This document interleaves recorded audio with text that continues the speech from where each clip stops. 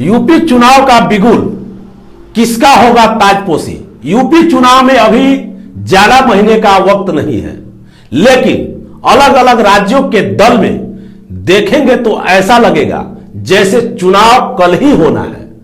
मायावती, अखिलेश यादव, ओवैसी, प्रियंका गांधी सबने अपनी तैयारी कर ली, लेकिन इन तैयारियों के बीच कल से बीजेपी बूथ विजय की शुरुआत भी हो गई है।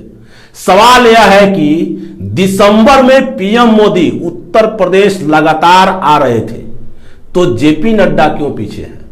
अब तो बिगुल बज गया है। क्या होने वाला है इस विधानसभा चुनाव में और बीजेपी की रणनीति क्या है? सारे सवालों के जवाब इस रिपोर्ट में दिखाएंगे और समझाएंगे। कुछ दिनों पहले बीजेपी यूपी में बहुमत पार करते दिख रही थी और आज बीजेपी की दिक्कतें बढ़ती ही जा रही है। यह सर्वे एकदम सटीक है। पॉइंट नंबर 1, सितंबर महीने में बीजेपी को सीटें 212 से 213 मिलने का अनुमान जताया जा रहा था। अक्टूबर महीने के सर्वे में बीजेपी को सीटें 200 से 211 हो गया।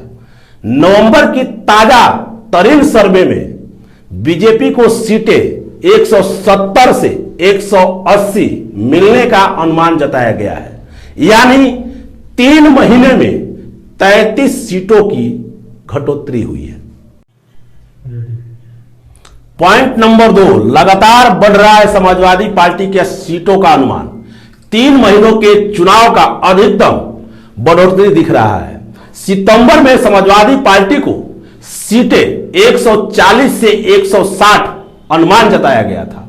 अक्टूबर के सर्वे के अनुसार समाजवादी पार्टी को सीटें 200 से 238 हो गया।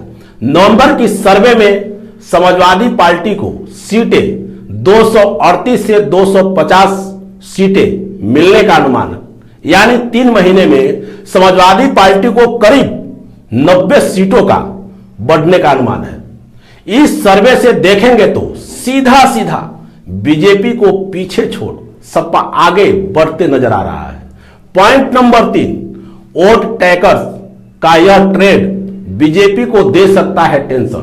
सितंबर महीने में बीजेपी को 36% वोट मिलने का अनुमान जताया गया था। अक्टूबर और नवंबर के सर्वे के अनुमान से 32% वोटों का रह गया। यहां पर बीजेपी को 4.6% का नुकसान हुआ है, यानी बीजेपी को लोकप्रियता लगातार घटती नजर आ रही है। पॉइंट नंबर 4, जब तक टेक टेड से बीजेपी को 40% से ऊपर वोट अगर नहीं मिलता है तो बीजेपी उत्तर प्रदेश चुनाव निकाल नहीं सकती है।